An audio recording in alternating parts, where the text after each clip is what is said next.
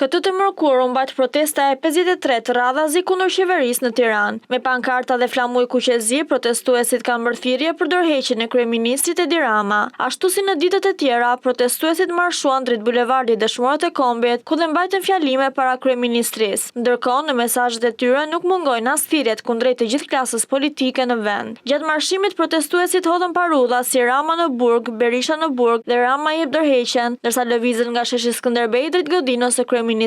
Këtë të mërkur, një grup protestuesish me maska me fytyrat prej disa politikanëve të PS-s dhe PD-s kanë improvizuar një lloj bixhozi duke ndarë hartën e Shqipërisë, duke u referuar propozimit të mazhorancës për reformën territoriale. Pjesëmarrësit shprehen se do të vazhdojnë protestën deri në përmbushjen e kërkesave të tyre. Ata theksuan se nuk do t'i ndalojnë protestat deri në largimin nga qeveria të kryeministrit Rama. Organizatorët e protestës e kanë cilësuar 23 korrikun si një datë kyçe për vijimin e aksionit të tyre. Protestuesit bën të ditur se do të jenë para parlamentit më 23 korrik në një protestë kombëtare para parlamentit, duke theksuar se ajo do të jetë paqësore, pa vezë dhe me simbolika.